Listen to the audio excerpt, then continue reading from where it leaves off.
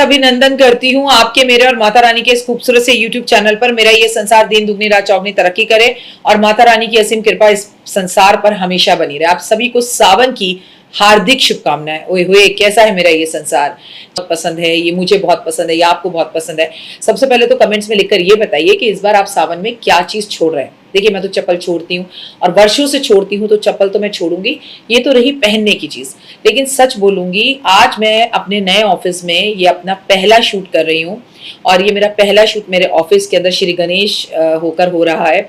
ये मेरा नया ऑफिस है जो मैंने आपके साथ शेयर भी किया।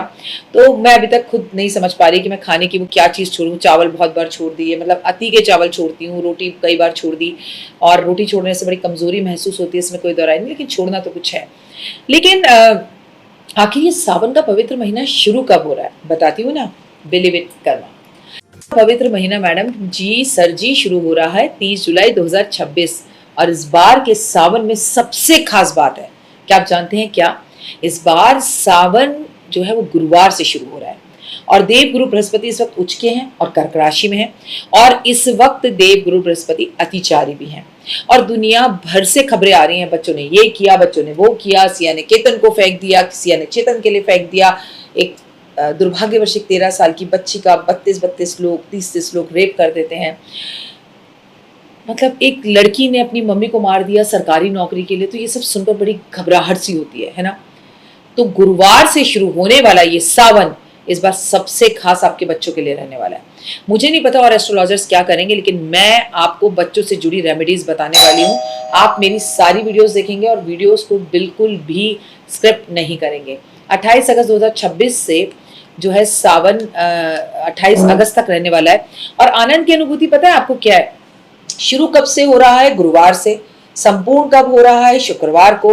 तो अपने आप में खास हो जाता है। तो सावन के महीने के शुरू होने वाले सावन यानी कि भगवान भोले की भक्ति का महीना। इस महीने में क्या करें क्या ना करें, कैसे आपको इस महीने में भोले बाबा का आशीर्वाद मिलेगा, एक एक बात आपको अपनी इस वीडियो में बताने वाली हूँ और खासकर आपके बच्चों से जुड़ी बहुत जरूरी आपको जानकारी मैं देने वाली हूँ। तो देखिए, घर है, आई मीन ऑफिस है और ऑफिस घर में है तो घंटी तो बजेगी, तो घंटी को नजरअंदाज कीजिए। और महादेव भी कह रहे हैं हाँ भाई बिल्कुल सही बोल रही है, क्योंकि कुदरत यूनिवर्स टिंग टिंग टिंग टिंग आपके घर में घंटी बजा के कह रहा है कि इस वीडियो को आप जरूर देखें।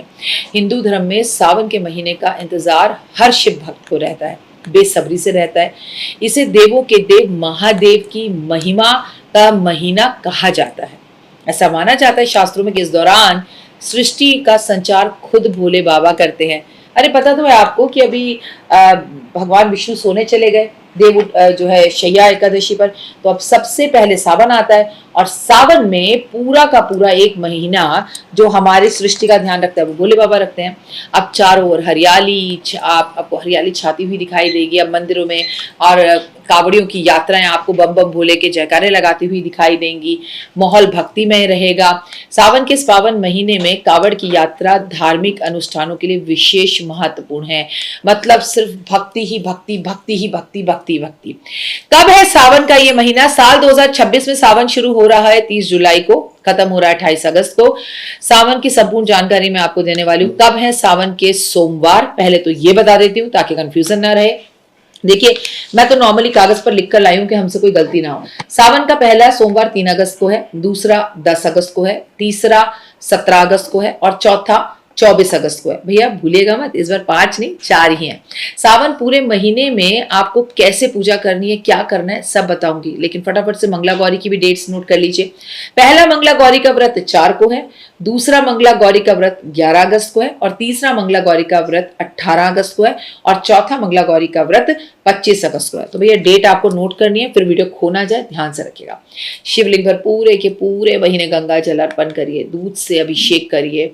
शिवलिंग पर गंगा जल से अगर धोकर बेलपत्र अर्पित किए जाए और उस पर श्री राम कर अर्पित किया जाए तो ओहो, क्योंकि शिव के आराध्य राम है। तो आप सोच नहीं सकते कि आपको कितना मतलब जीवन में सुख और वैभव मिलेगा। घी से अभिषेक करें, शहद से अभिषेक करें, गंगा जल से अभिषेक करें और गन्ने के रस से अभिषेक करें, भगवान की अत्यधिक कृपा होगी। लेकिन जो करें मन से करें। गुरुजनों के लिए इस टाइम पर वस्त्र का दान सावन में सबसे खास बताया गया है। कहते हैं कम से कम आपको ना सावन में 9 ग्रहों की 9 जोड़ी तो दान करनी ही चाहिए। ये बड़ा ही उत्तम और शुभ होता है। विवाह के समय आपको जीवन के अंदर अगर कोई समस्याएं चल रही हैं, विवाह में प्रॉब्लम आ रही है, तो आप सोचिए शिव एक परिवार है और सबसे पहली लव स्टोरी भी शिव और पार्वती की थी। सबसे ज्यादा तपस्या भी शिव ने पार्वती को और पार्वती ने शिव को पाने के लिए की है। दोनों एक दूसरे से दूर रहे, पास रहे, है ना। तो जिनकी विवाहित जीवन में समस्याएं आ रही हैं, उसे निजात डालने के लिए, घर में खुशहाली के लिए ना, आपको एक लोटा जल शिव पर चढ़ाना है। वापस आते हुए जब शिवलिंग पे से जल गिर रहा हो, उसे अपने लोटे में भर ले इतना सा, और लाकर घर के अंदर छिड़काव करना शुरू कर दें। पूरे सावन झगड़े खत्म हो जाएंगे। आर्थिक तंगी से निजात पानी है तो सावन के महीने में पंचामृत से शिव का अभिषेक करें। दूध, दही, शहद, घी, शक्कर। अब ये पहले मिलाएं, वो पहले मिलाएं, ये इंस्टा की रील्स में मत आइए। आपके भगवान भाव के भूखे हैं, इतना हो या इतना हो, लेकिन दूध जो है वो गाय का हो। और सबसे बड़ी बात यह है कि दही भी अगर गाय का हो और घी भी अगर गाय का हो तो क्या ही बात है। सावन के महीने में दान क्या करें? सावन के महीने में मौन व्रत का बहुत महत्व होता है। खासकर भोजन करते वक्त अगर मौन रहकर व्रत किया जाए तो आप यकीन मानिए कि आपकी जिंदगी के अंदर लाभ देने वाला होता है। इसके साथ आपको बता दूं कि केला, नारियल, खजूर, ककड़ी, नारंगी, नींबू, समस्त अन्य ऋतु फलों का भी दान करना चाहिए। आम का भी दान करना चाहिए। आमरस से भगवान का अभिषेक भी करना चाहिए। सावन में अपनी किसी भी प्रिय वस्तु का त्याग कर कर भोलेनाथ को अर्पित कर देनी चाहिए। जैसे मैंने शुरुआत में कहा कि आप क्या खाना आप छोड़ रहे हैं, लाख गुना फल मिलता है। सावन में कुछ चीजें तो ऐसी भी हैं जो नहीं करनी। भोलेनाथ पर कुछ ऐसी सामग्री है जिसे भूल कर भी अर्पित ना करें। शास्त्रों के अनुसार कुछ चीजें भोलेनाथ पर अर्पित नहीं की जा सकती। शिव पूजा में वो वर्जित हैं। जैसे कई जगहों पर कहा जाता है कि तुलसी भगवान पर अर्पित नहीं करनी चाहिए, तुलसी की मंजरी अर्पित करनी चाहिए। लेकिन मैं आपको बता दूं कि साउथ इंडिया के कुछ ब्राह्मण ऐसे हैं जो कहते हैं शास्त्रों में ऐसा कहीं नहीं लिखा कि शिव पर तुलसी अर्पित नहीं की जाती। अब मुझे नहीं पता तुलसी अर्पित की जाती है नहीं की जाती, लेकिन मुझे ये पता है कि महादेव पर ये अर्पित जरूर किया जाता है जो उन्हें अत्यधिक प्रिय है और बहुत ज्यादा पसंद है, यानी कि बेल पत्र। तो ये आप उन पर अर्पित जरूर करें। इसे अपने पास भी रखें, अपनी तिजोरी में भी रखें। शंख में जल भरकर भगवान का अभिषेक कभी नहीं किया जाता, क्योंकि शंकाचूर नाम के एक राक्षस को उन्होंने मारा था। भोले पर कुमकुम और हल्दी और सिंदूर अर्पित नहीं किया जाता, क्योंकि ये महिलाओं से जुड़ा हुआ है। आपको भगवान पर टूटे फूटे बेलपत्र अर्पित नहीं करने चाहिए, टूटे फूटे चावल अर्पित नहीं करने चाहिए।